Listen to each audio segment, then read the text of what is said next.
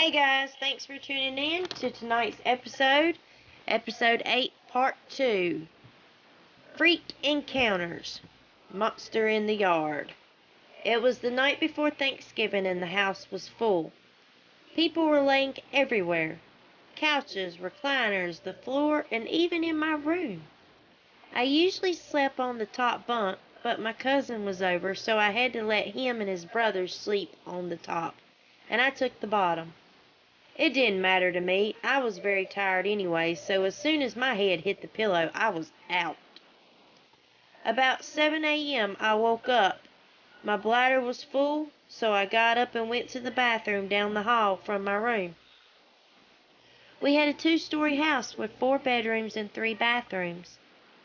3 bedrooms upstairs with 1 bathroom in the hallway. Downstairs was the master bedroom with the master bathroom attached, and a guest bathroom. We weren't allowed to use the guest bathroom. My mom wanted it perfect for guests. Due to our cleaning abilities, we were not allowed to use the bathroom because my mother said we don't know how to clean up after ourselves, and she did not want our mess downstairs to keep our mess upstairs. My sister was in the biggest room upstairs, then my brother had the next biggest room, and I had the smallest. It was fine with me because my room had a deck on the side of it, and it was about 20 feet long and about 15 feet wide. It was actually a pretty good sized deck, so I had some of my outdoor equipment on the porch to free up my room.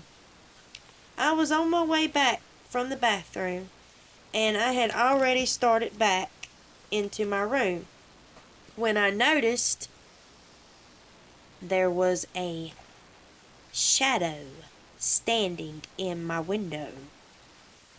The light outside was very bright, and it shined on my deck, so I knew that it was not a shadow from the tree or an object, that the black shadow was actually there, and it was actually standing in front of my window. I knew it wasn't there when I went to the bathroom.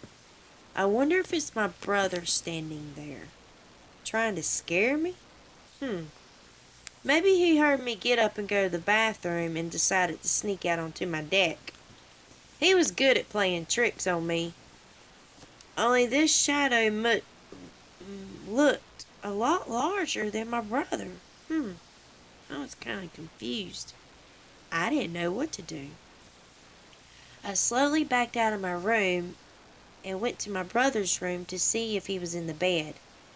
I pulled his covers back, and he looked up at me and said, "What do you want, man?" "Nothing. Go back to sleep." I walked back to my room, and as I got closer to my door, I peeked in my room because I was scared. And I looked at my outside door to the deck. The shadow was gone. I thought to myself, maybe I'm just imagining things. So I started to hop back in bed when I saw someone walking outside on my deck. I could see the shadow passing each window. I was scared out of my mind. It stopped in front of my door and started to jiggle the door. I looked on the top bunk to see if my cousins were still up there, and they were sleeping, so I knew it wasn't them. "Mom! Dad! Help! There's someone trying to break in!" The jiggling stopped, but the figure did not move. "Mom! Help! Hurry!" My aunt came in and said, "What's wrong?" I pointed at the door. "Who is that?" "I don't know, but they're trying to get in." "What? How did they get all the way up there on that deck?" "I don't know." The doorknob started again. My aunt called for my uncle. He came in, and he didn't turn the light on. He saw the person standing at the door. Well, that shadow standing there. Luckily, I had blinds. Actually, thank God I had blinds. "I'm not going out there," he told my aunt. Look how big that man is. It looks like he's wearing a big Eskimo jacket. I've got a gun and I will shoot you if you don't leave. Leave now, my uncle yelled. He hit the window on my door. Go away, I'm calling the cops. He heard a growl and then a blood-curdling howl, and it slapped the window back. My uncle was scared. What the world was that? Open the door, my aunt told him. No, said Uncle Ben. I don't think that's human. What? Aunt Carol said. Then how was the doorknob turning? She went over to the door and pulled the blinds up. She screamed and woke everyone in the house up. I was speechless with fear, and my uncle turned white as a ghost. Oh my God. There is a 1/4 inch of glass between us and it. And to me, it was a werewolf. Even my uncle agreed. We all stood there staring. It stood there staring at us. Then it growled, showing its teeth. My aunt ran out of the room to get the others. I could hear them gathering the guns.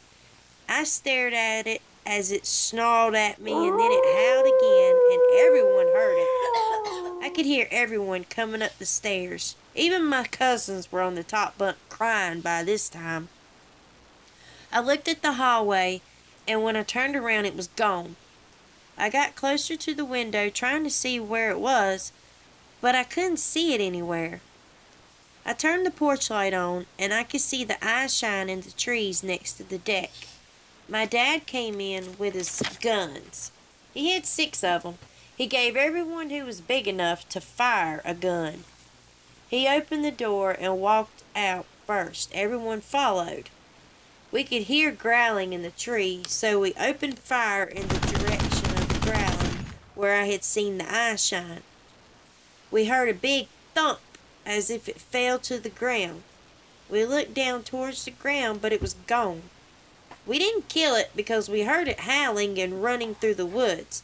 It sounded like a bulldozer plowing through the trees. We all went back in. My aunt and uncle and parents sat at the table and talked all night. I slept with my brother that night, but I didn't sleep at all. The next week, my father cut down all the trees surrounding the deck to my room, put up motion lights, and bought security cameras. He also purchased a gun big enough to kill an elephant. He was afraid it would return, but he would never admit it. We were no longer allowed to play in the woods or go out outside after 5:30 p.m. The creature never returned to my knowledge, but years later I learned I actually seen a Dogman. But the only problem was I couldn't unsee it. The imagination of having something like that is impossible to even think of. Most kids have a good imagination, but I don't think that was my imagination because the other people seen it too. The doctor tells me it was my imagination, but it wasn't my imagination. Everybody's seen it. Oh well, I've learned with this creature some things are better left unseen, and I wish I had never seen it or encountered it. To this day, I sleep with my lamp on, and I have every security feature I can, and never go outside after dark. And you will never catch me outside after dark. I never want to see this creature again, and believe me, neither do you. But if you do, may God protect you, 'cause you're gonna need it, and that may not even be enough. And thank you, Amanda, for sending your line to me, and I'm sorry that I used it. I hope you don't mind. The part about it couldn't be unseen. Well, Liam, you're absolutely right. I don't mind you using my line, because once you see it, it cannot be unseen. So thanks, Liam, for sending your story in. I'm glad that you sent it in to Dogman Stories, that you chose us to read your encounter. Also, remember, we are all here to support you, so if you need anything, please contact us. And we have a very good support group on our comment section. There's a bunch of people down there that will love to talk to you and help you through it. Well, guys, that's it for part 2 of episode 8. And tune in tomorrow for a very special Friday the 13th edition of Dogman Stories. It'll be uploaded by 6 p.m. So be safe, my Dogman fans, and have a great night.